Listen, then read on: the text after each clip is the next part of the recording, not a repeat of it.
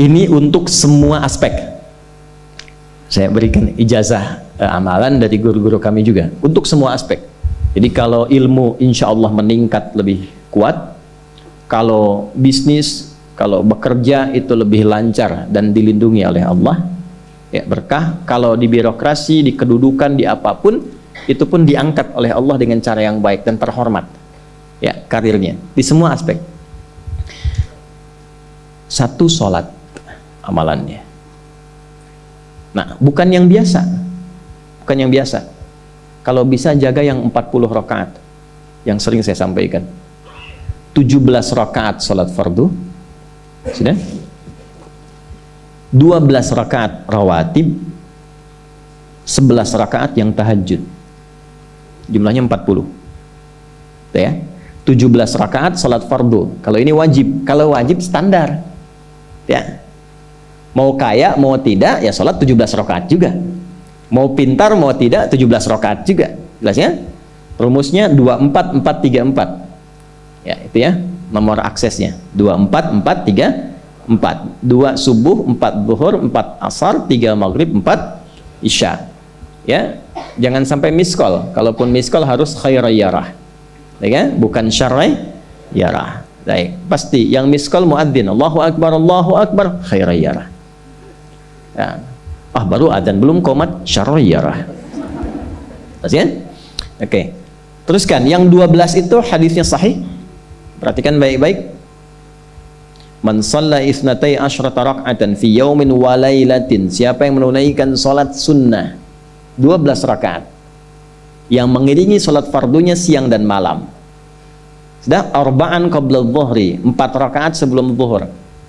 4 rakaat sebelum zuhur. Teknisnya bisa langsung 4 atau 2-2. 2 kemudian salam, 2 rakaat lagi salam. Jelas? Baik. Kemudian arba'an qabla dhuhri, rak'ataini ba'daha, 2 rakaat setelahnya. Setelah zuhur 2 rakaat. 4 tambah 2 berapa? 6. Rak'ataini ba'dal maghrib, 2 rakaat setelah maghrib. 6 tambah 2 8. Rak'ataini ba'dal isya, 2 rakaat setelah isya. 8 tambah 2 10. Rak'ataini qabla al-fajri, 2 rakaat sebelum subuh. 12 ya. Nah, jaga yang 12 ini. Jaga yang 12. Kalau sebelum zuhur tidak memungkinkan 4, misal sebelum zuhur, karena kasusnya bisa berbeda. Ada Ibnu Umar, Abdullah bin Umar radhiyallahu taala anhuma, menemukan kasus berbeda. Seperti Anda di kantoran waktu singkat saat Ramadan, kan dapatnya cuma mungkin 2. Maka ada hadis dari Nabi sallallahu alaihi wasallam, riwayatnya Ibnu Umar, qala au kama qala hafidtu an Rasulillah sallallahu alaihi wasallam 10 rakaat. Saya hafal dari Nabi 10 rakaat. Kalau tidak sempat sebelum zuhur 4, boleh 2. Nah, dari Ibnu Umar ini sebelum zuhurnya 2 rakaat. Sebelum zuhurnya berapa? 2 rakaat. Jadi kalau bisa 4, kalau tidak memungkinkan berapa? 2. Orang yang terbiasa 4, lalu karena kondisi tertentu dia mengerjakan 2, tetap dicatatkan oleh malaikat 4 jumlahnya. Dari mana dalilnya? Hadis. Idza maridal abdu aw safara kutiba lahu misla ma kana alaihi muqiman sahiha. Kalau seseorang sakit atau bepergian jauh, atau dia sedang punya uzur syar'i seperti 2 hal tadi, dan tak mampu melakukan amalan rutinnya seperti biasa, maka tetap dituliskan pahalanya sempurna seperti rutin dan mukimnya. Contoh, ibu mohon maaf ya bu ya, mohon maaf, perempuan dalam keadaan suci, sholat subuhnya berapa rakaat? 2, ya 2 kan nggak mungkin 3 kan? Baik ya, 2 rakaat. Sholat qabliyahnya berapa rakaat? 2 rakaat. Baik. Setelah itu baca Quran nggak? Alhamdulillah. Bisa 1 halaman, kan? Bisa. Ibu kerjakan saat suci. Saat sedang tidak suci, masa haid tiba, sholat tidak? Tidak. Baca Quran tidak? Nah, kalau punya kebiasaan sholat, baca Quran, dan tiba masa haidnya, itu pahalanya tetap dituliskan sesuai kebiasaannya. Harus tahu itu.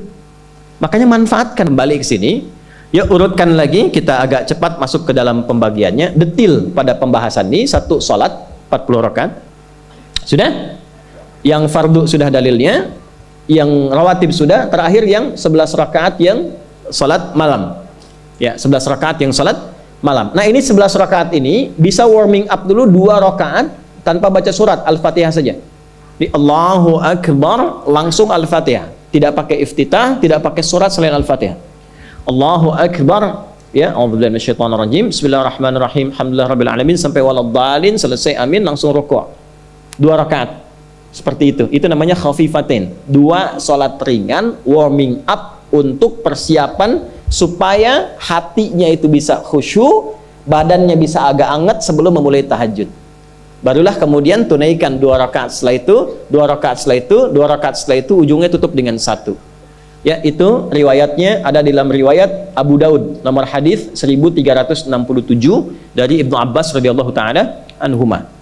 Ya, juga disampaikan dalam riwayat Ibnu Umar radhiyallahu taala anhuma ketika beliau mengatakan dari Nabi sallallahu alaihi wasallam, "Shalatul laili mathna mathna, fa idza khasya ahadakumul fajra falyutir rak'atan wahidah."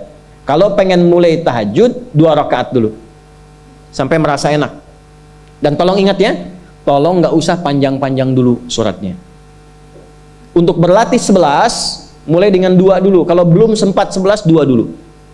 2 rakaat aja, tolong mohon jangan paksa tambah 2 rakaat. Itu pun bangunnya jangan terlalu malam, jangan terlalu awal malam.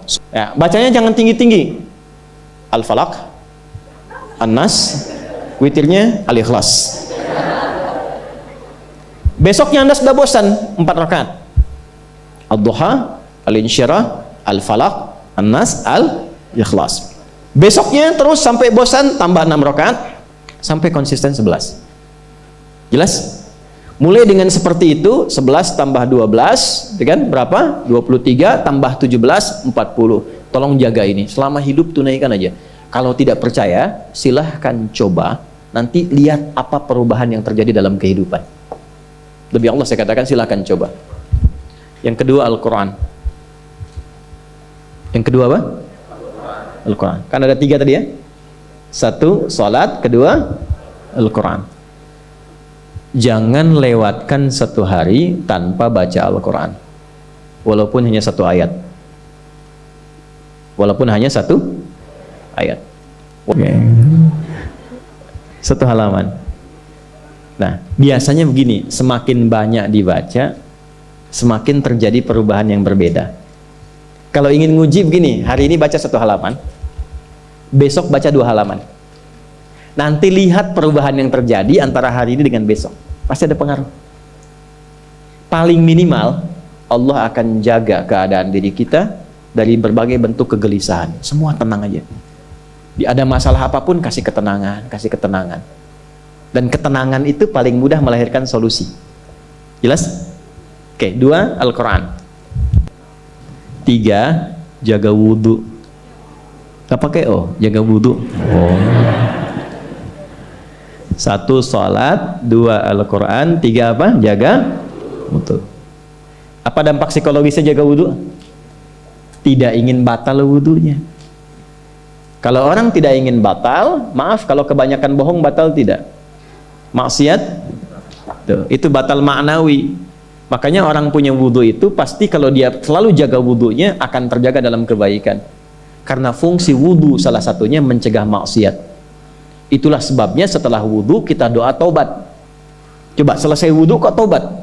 Asyhadu an la ilaha illallah wa asyhadu anna Muhammadan Rasulullah. Kemudian Allahumma ja'alni minat tawwabin. Ya Allah, jadikan aku orang yang selalu taubat, bebas dari maksiat. Itulah rahasia wudhu. Salah satunya menjaga seseorang dari perbuatan maksiat. Ya, tidak bermaksiat, jaga wudhu. 3 itu serius. Ya, karena itu adalah sesuatu yang bisa merubah kehidupan kita, dan itu yang paling memuliakan kita dan dimuliakan kita dengan itu. Itu poinnya. Tapi yang lain kita bisa bercanda. Sholat jangan main-main, karena itu inti kebahagiaan hidup kita. Dan maksiat itu yang paling fatal mengantarkan pada, maaf, kehidupan akhirat yang buruk. Neraka itu kan karena maksiat. Nah, 3 itu ya, tolong jaga, nanti lihat perbedaannya. Silahkan bedakan rasanya, rasakan bedanya, dan pasti akan terasa bedanya.